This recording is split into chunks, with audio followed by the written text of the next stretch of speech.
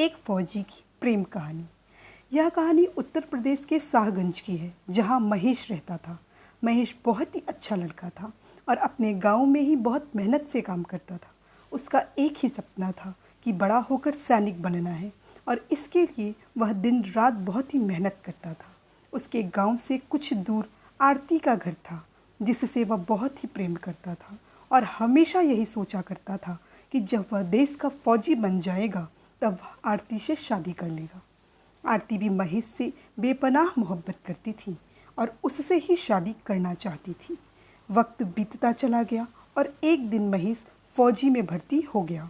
अब वह अपनी ट्रेनिंग पर जाने की प्लानिंग कर रहा था। तभी आरती आई और ज़ोर ज़ोर से रोने लगी और बोली, मेरे पिताजी मेरी शादी किसी और से करना चाहते हैं, तुम उनसे कब बात करोगे? महेश ने बोला, आरती तुम रो मत, ट्रेनिंग से आने के बाद मैं तुम्हारे पापा से ज़रूर बात करूँगा और फिर तुमसे शादी करूँगा, लेकिन तुम रोना बंद तो कर दो, अभी नहीं तो मैं ट्रेनिंग पर कैसे जा पाऊँगा? आरती ने बोला, ठीक है, मैं तुम्हारा इंतज़ार करूँगी मरते दम तक। महेश अपनी ट्रेनिंग के लिए निकल गया और वहाँ जाकर बहुत ही बिजी हो गया।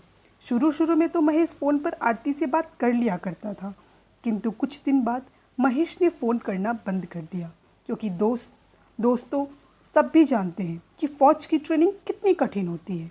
ट्रेनिंग खत्म हो गई और महेश बहुत ही खुश था कि अब वह आरती को जाकर बहुत ही बड़ा सरप्राइज़ देगा, लेकिन किस्मत को कुछ और ही मंजूर था। जिस दिन महेश की ट्रेनिंग खत्म हुई उसके कुछ दिन पहले ही कुछ आतंकी हमला हो गया था। इसके बाद सभी ट्रेंड फौजियों को बॉर्डर पर भेज दिया गया, जिससे महेश का भी नाम था।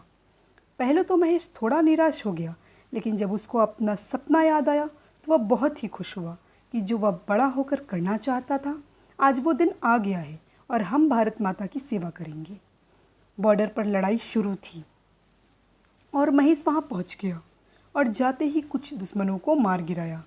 महेश लड़ाई कर रहा था, तभी एक दुश्मन ने पीछे से महेश के सिर में गोली मार दिया, लेकिन महेश ने हिम्मत करके उसको भी मार गिराया। महेश को कई गोली लग गई और वह वहीं पर शहीद हो गया।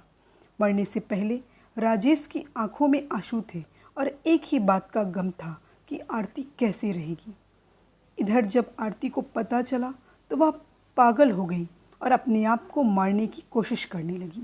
आरती ने फिर कभी शादी नहीं की और एक अनाथ बच्चे को गोद ले लिया और उसका नाम महेश रखा और अपने इस बेटे को भी वह भारत माता के लिए कुर्बान करने के लिए तैयार हो गई।